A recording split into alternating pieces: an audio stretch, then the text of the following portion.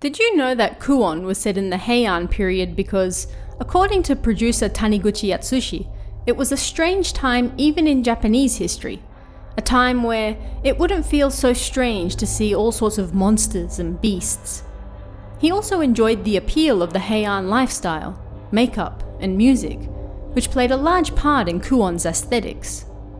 Developers spent a lot of time researching the Heian period before creating the game, reportedly struggling because of the lack of images of the time.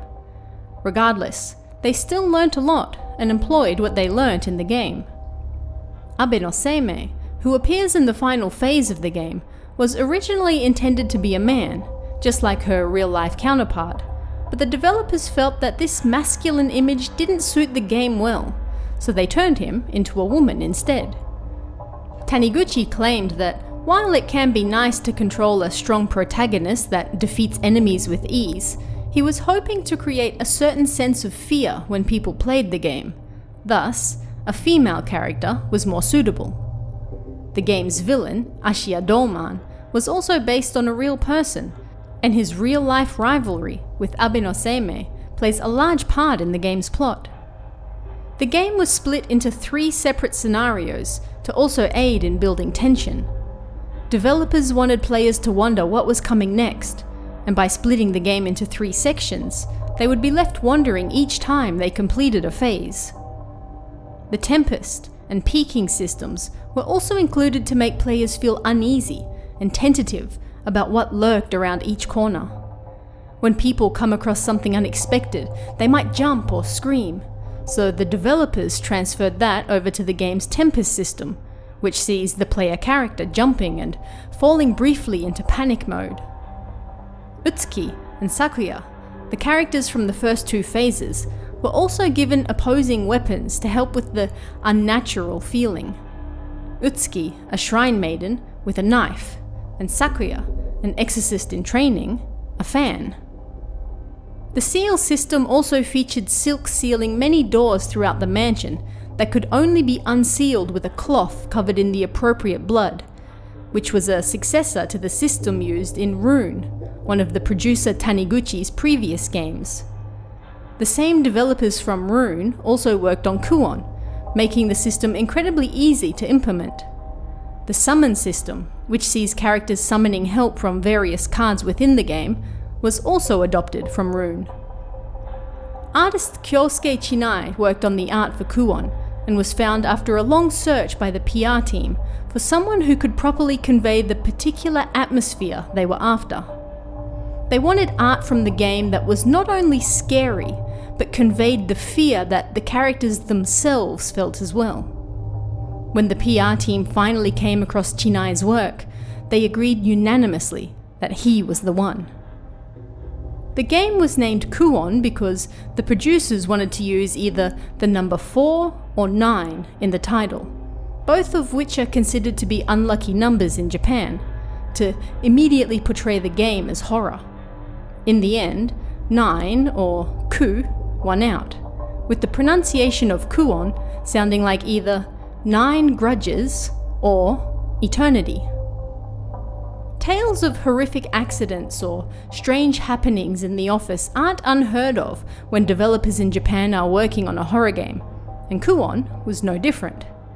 Producer Taniguchi claimed that the game's main graphic designer slipped on the stairs and broke a bone just after development, and the TV suddenly switched off while they were showing off the game. Yet he refused to chalk these up to supernatural phenomena, claiming that if people really felt that way, it was just all in their imaginations.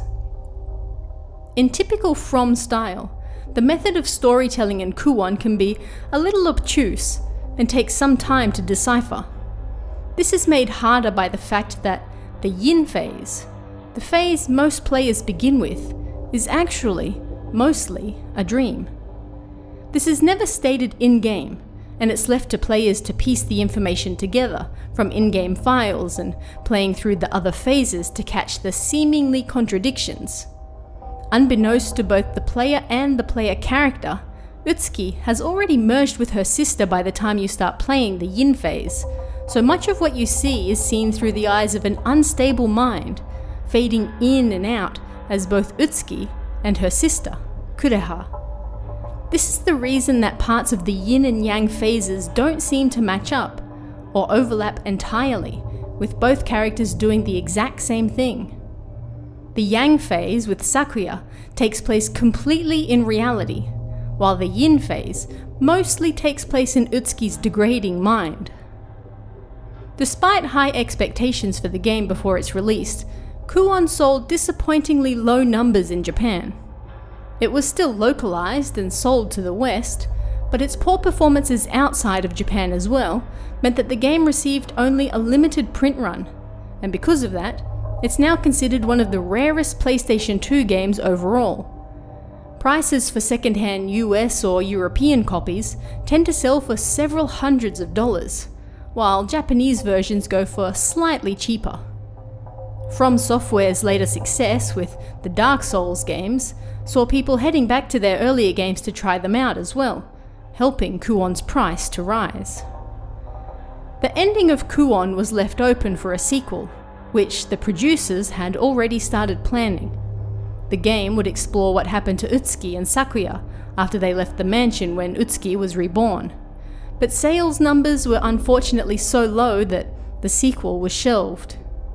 Kuon has seen a resurgence in recent years and become somewhat of a cult classic, but whether we'll ever see this sequel nearly 2 decades later remains unknown. Numerous aspects of Kuon were later adapted in FromSoftware's Sekiro, however. In fact, when Sekiro was first teased, many suspected it was the long-awaited follow-up to Kuon. There were so many similarities. The scroll in the background greatly resembled the scrolls used in Kuon, as did the music playing over it. The horror and ancient Japanese theme fit Kuon to a T, as did what appeared to be a silk rope overlaying bone and flesh. Silk, of course, is one of the main components of Kuon, so it's not hard to see how people might have thought that this was a follow-up. While Sekiro turned out to be a completely new IP, it still took inspiration from aspects of Kuon. In Kuon, Lady Fujiwara takes part in the Kuon ritual, merging with a centipede and becoming a horrific monster, not unlike some of the monks later seen in Sekiro. Kuon also features several ape enemies, including a much larger ape known as the Yeti, that strongly resembles the ape boss from Sekiro. Sekiro also features a foreign tree that curses the people of the castle to become undying. Kuon features 2 mulberry trees, said to be foreign in origin, that are used to turn all of the mansion's residents into monsters. Various similarities between trees, beasts, and curses can be found across both games. If you want to know even more about Kuon, don't forget to check out our other videos, and let me know in the comments below if there are any other aspects or parts of the lore that you'd like us to explore. Thanks guys, and I'll see you again next time.